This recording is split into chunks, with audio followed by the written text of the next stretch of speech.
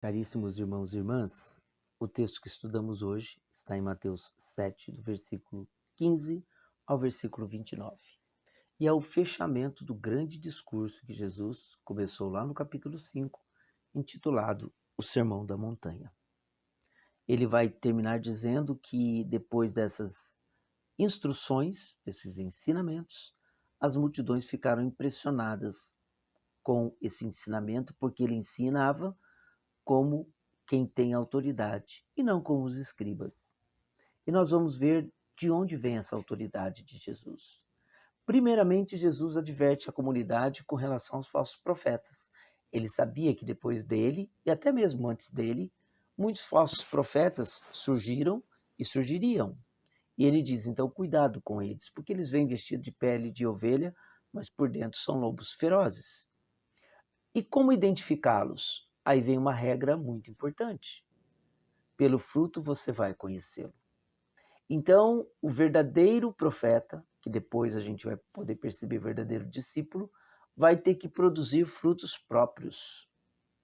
E aí Jesus, então, usa um famoso ditado popular. Olha, não se colhe frutos bons de árvores más e nem frutos maus de árvores boas. Pelos frutos vos conhecereis. Portanto, ele quer dizer para nós que entre o que se professa e o que se realiza, há que se ter uma coerência, uma conexão, uma relação de veracidade, de verdade, de coerência. Isso já nos serve para que a gente possa perceber que o exterior tem que manifestar o que está no interior. Mais dia ou menos dia, se essa relação não estiver estabelecida na verdade, isso vai aparecer. Por isso os falsos profetas serão desmascarados. E a figura que melhor representa essa necessidade vai ser a figura do discípulo. Por isso ele diz o verdadeiro discípulo, a próxima perícope que o texto vai trabalhar. E vai começar apresentando uma situação que pode afetar qualquer pessoa, qualquer discípulo. Não basta dizer Senhor, Senhor para entrar no reino dos céus. É preciso fazer a vontade do Pai que está no céu. Seria muito simples se fosse também só essa lógica. Ou seja, conhecer a vontade e realizar a vontade. Mas quando nós estamos falando de discípulo, existe uma etapa fundamental que nós vamos perceber no processo formativo do discípulo. O discípulo, portanto, é aquele que se senta aos pés do mestre, primeiramente, para ouvi-lo falar. E isso quer dizer que o discípulo, ele entra na intimidade do mestre, ele convive com o mestre, ele escuta o mestre, portanto, ele sabe o jeito do mestre, o gosto do mestre, a fala do mestre. Pedro, quando foi questionado na noite da negação, foi essa a referência, você é um discípulo dele, o teu jeito de falar te dá a conhecer. Portanto, o discípulo é aquele que vai aprender profundamente do mestre. E para tanto é preciso gastar tempo. Ninguém se torna íntimo de uma pessoa se não gastar tempo com ela, convivendo com ela. Não se torna íntimo de alguém da noite para o dia. Portanto, essa etapa é fundamental. Por isso que essa perícope, aparentemente contraditória, porque ele vai dizer assim, naquele dia ou no dia do juízo, ele vai questionar algumas pessoas e as pessoas falarão para ele, mas nós pregamos em teu nome, expulsamos demônios, fizemos várias curas. E ele vai dizer, eu não te conheço. Ora, mas não era para fazer a vontade de Deus? E tudo isso que foi falado, não é fazer a vontade de Deus? Nem sempre, pelo menos na sua inteireza.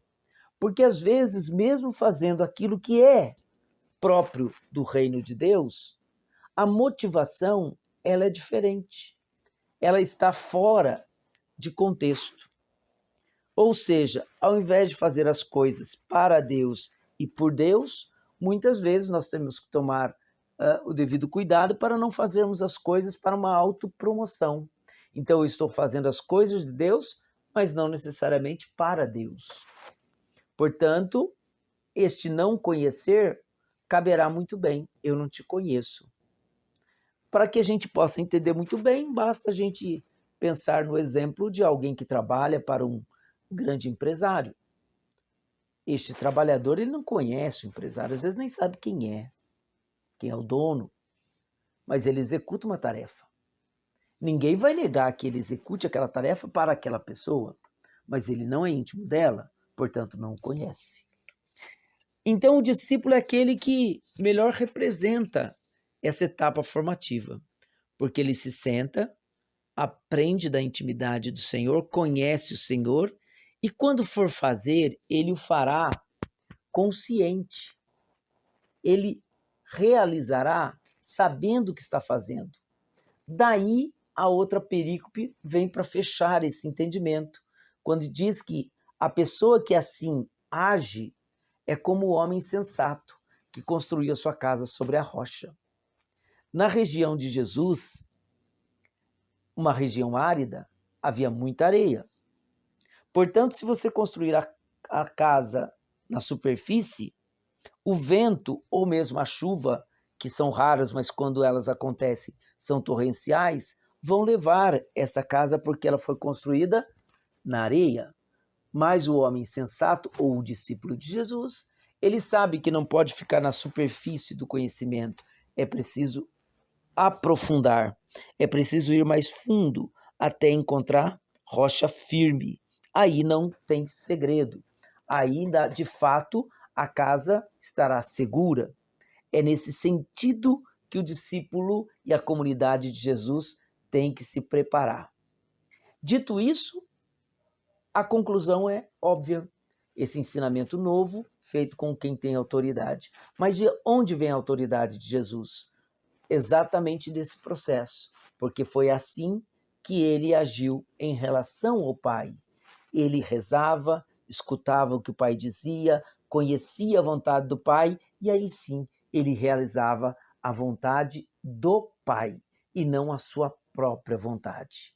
Por isso ele pode pedir que os discípulos refaçam ou reproduzam o mesmo processo.